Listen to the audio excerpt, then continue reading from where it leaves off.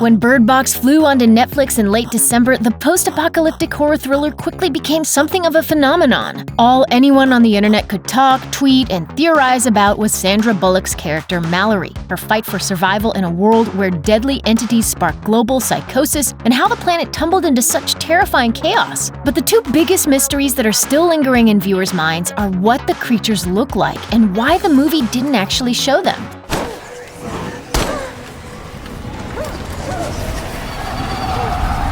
Thanks to Bird Box screenwriter Eric Heiserer, lead actress Bullock, and director Susanne Bier, we now have answers to both those questions. Heiserer, Bullock, and Bier recently sat down for an interview with Bloody Disgusting, and during the conversation, Heiserer revealed that the film very nearly included a scene in which the monsters are shown in their full form. Heiserer explained, "There was a time when one of the producers was like, 'No, you have to see something at some point,' and forced me to write essentially a nightmare sequence where Mallory experiences one in that house." Bullock offered a detailed account of what the monster looked like in the scene that didn't make it into the final cut of Bird Box. "It was a green man with a horrific baby face. It was snake-like, and I was like, I don't want to see it when it first happens. Just bring it into the room. We'll shoot the scene. I turn and he's like this, growling at me.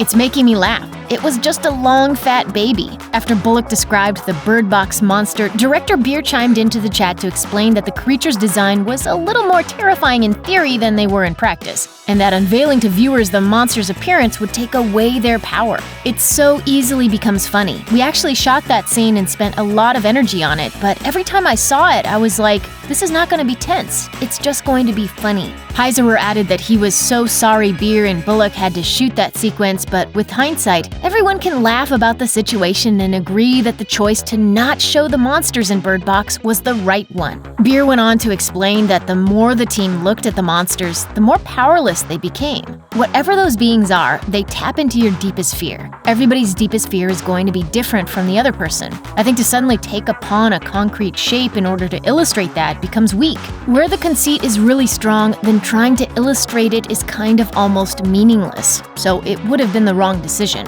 Opting to keep the monster's appearance ambiguous, only showing black shadows and wind gusts to signal their impending arrival, was a smart one, as it's often what we don't see that scares us most.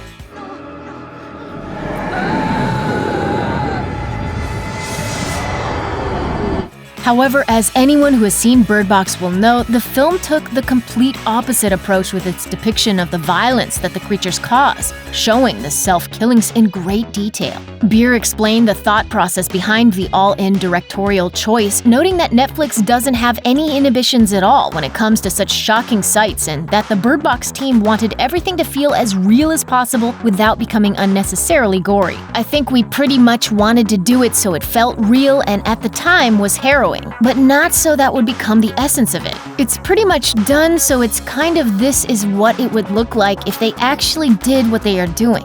I think if you stick to that, you get it relatively realistic."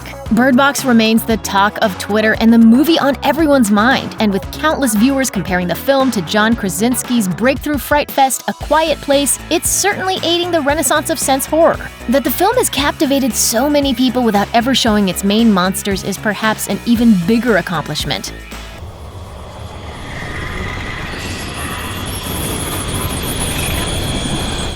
Check out one of our newest videos right here. Plus, even more Looper videos about your favorite stuff are coming soon. Subscribe to our YouTube channel and hit the bell so you don't miss a single one.